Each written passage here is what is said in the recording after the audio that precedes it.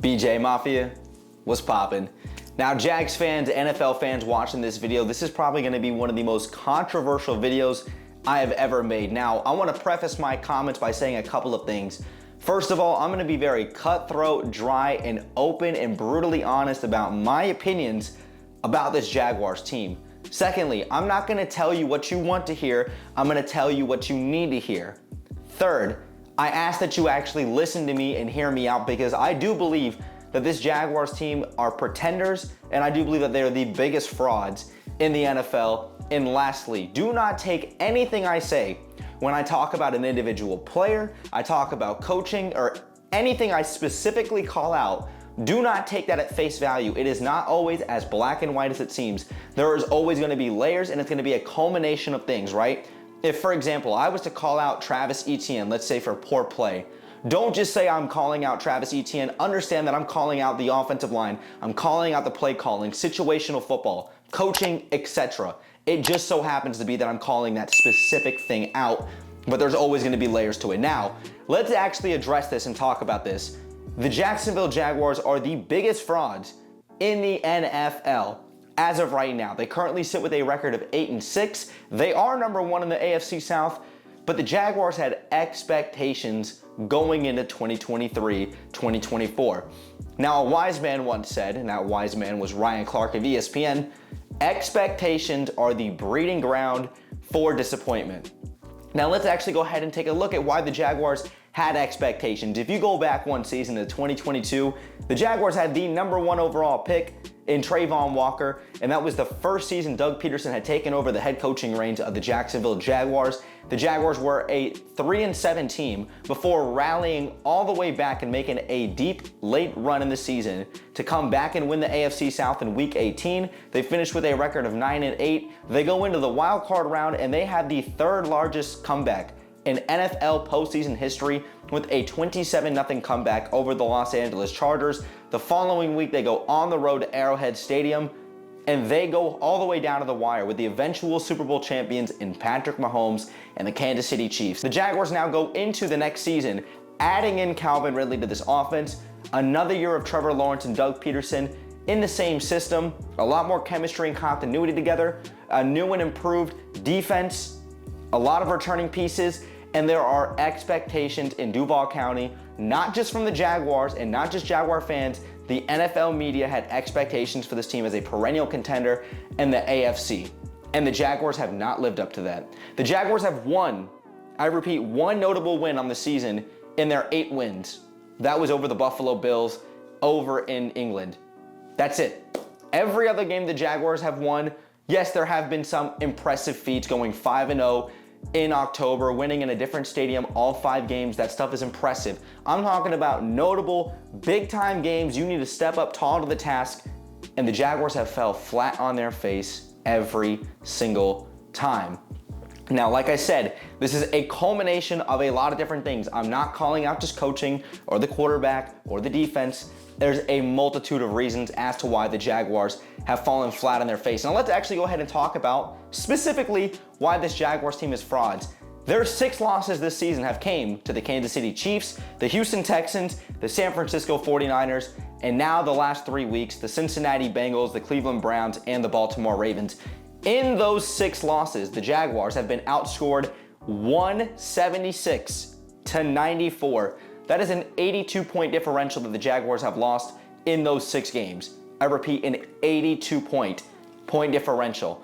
Now, there are conversations about Trevor Lawrence, and I want to preface my comments by saying I am a firm believer that Trevor Lawrence is the franchise quarterback of the Jacksonville Jaguars. I'm a firm believer that number 16 is one of the top 5 best quarterbacks in the game of football when the situation is right.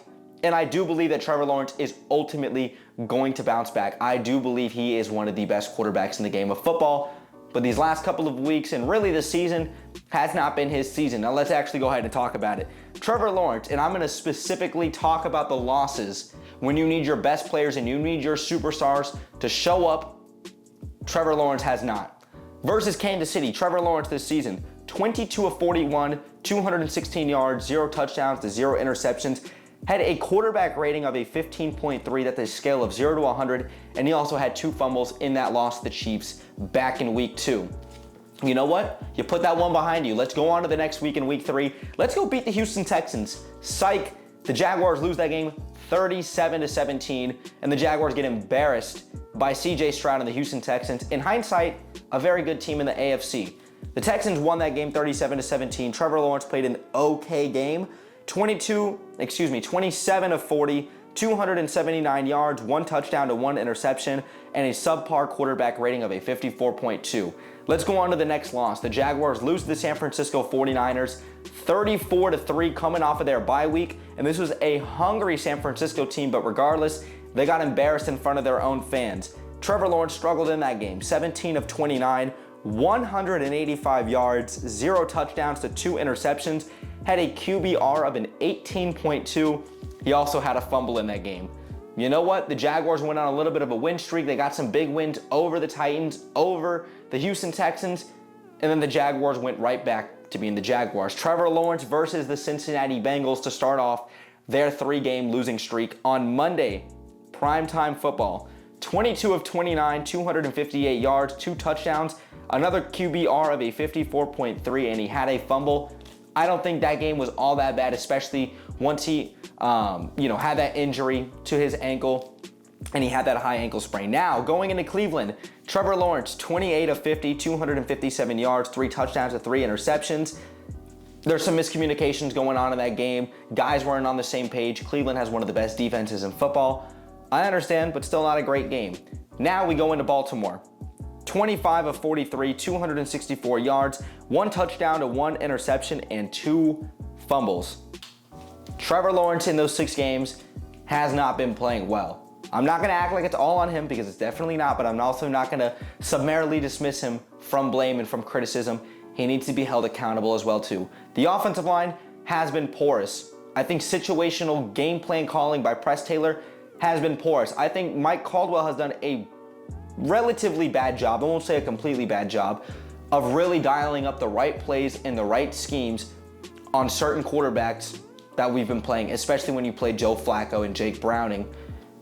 This team collectively is not stepping up to the table. Trevor Lawrence has been struggling because there's been a byproduct of the team around him struggling and also himself being maybe nicked up a little bit and also not performing to his best. There's been injuries. Christian Kirk has been banged up.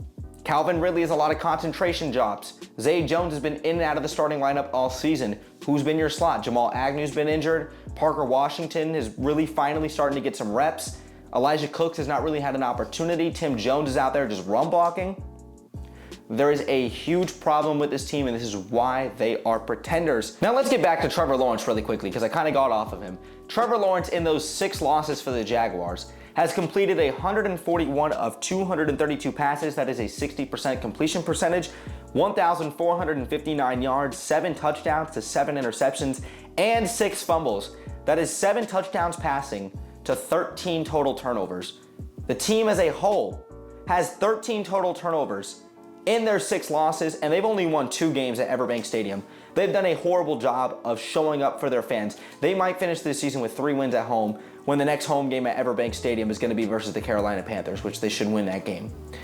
The Jaguars have been disappointing. This Jaguars team is fraudulent, and here is exactly why. They do not step up to the task when their name is called upon. And I'm not going to sit here and act like the Jaguars are incapable of beating and competing with some of the best teams in the AFC. This AFC is wide open. Take a look at the best team in the AFC that we just played on Sunday Night Football in the Baltimore Ravens. The Jaguars had 4 opportunities to at least get 12 points minimum, and they missed out on those opportunities with missed field goals and turnovers and just not executing well. In the red zone, in plus territory, they do not know how to finish the job. Find me one game this year where the Jaguars have won and dominated from start to finish, where there was not a single moment where they took their foot off the pedal. I can't recall a single game. Yes, they went out there and they dominated the Indianapolis Colts. Yes, they went out there and they dominated the Tennessee Titans. But there were moments in those games where the Jaguars kind of took their foot off the pedal a little bit.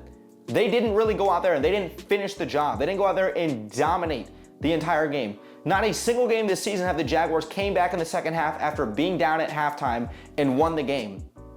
The complete opposite of last season, where the Jaguars would continuously rally back and win games. If anything, I'm not even asking the Jaguars just to go out there and do that. I'm just asking you to take care of business.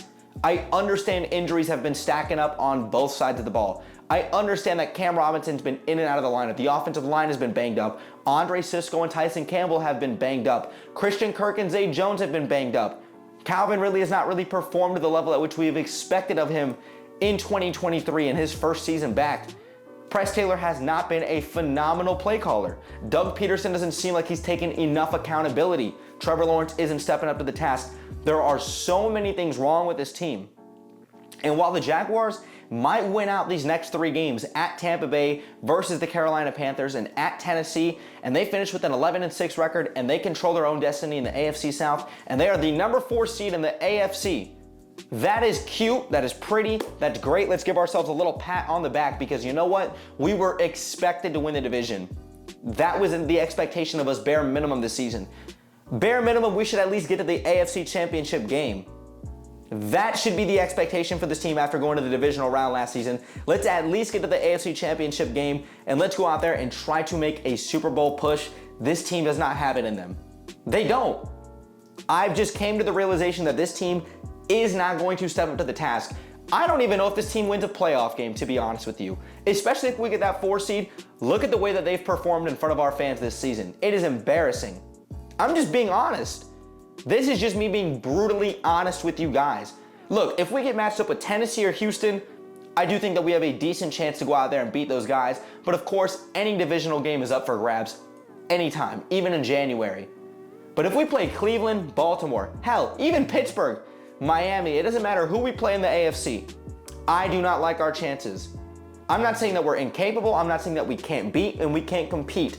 I'm not saying that we're not capable of doing that. I'm saying what they've shown me this season repeatedly is that they are not going to step up to the task. Either the offense is going to have an off day, the defense is going to have an off day, we're going to let a backup quarterback beat us, we're going to have blown coverages in the back end, we're going to consistently fumble the ball, we're going to turn the ball over, we're not going to execute in the red zone. There are so many layers to this team that are not cohesively working together as a unit. It is not a well-oiled machine. Consistently, it's something with coaching, it's something with the players, it's something with the damn execution. This team does not have it. I'm just being honest. Now, Jags fans, that's really all I want to say for this video. That's it. I think I got my point across. I think most of you guys would agree with me. And while I am optimistic that the Jaguars will finish out these last 3 games on a win streak, they're going to go on a little 3-game win streak, because I don't want to squeak into the playoffs. I want to streak into the playoffs. Congratulations, Jags fans and myself. Let's go. We're 11-6. We're feeling good going into the postseason, and we're 1 and done.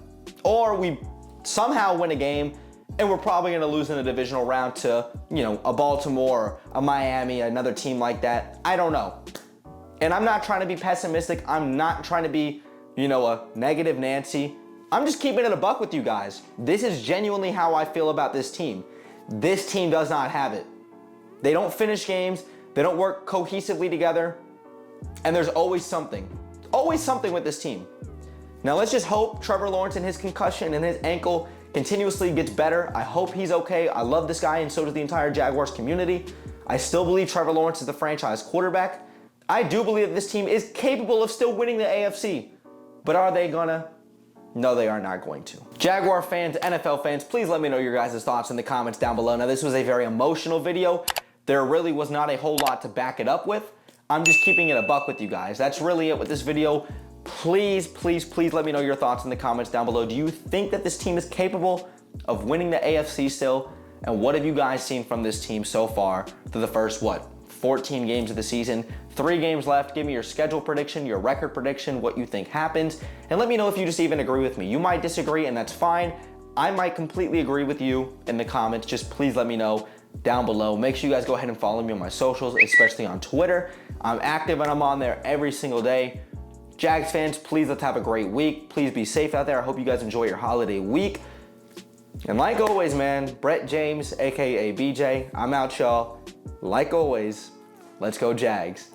Peace.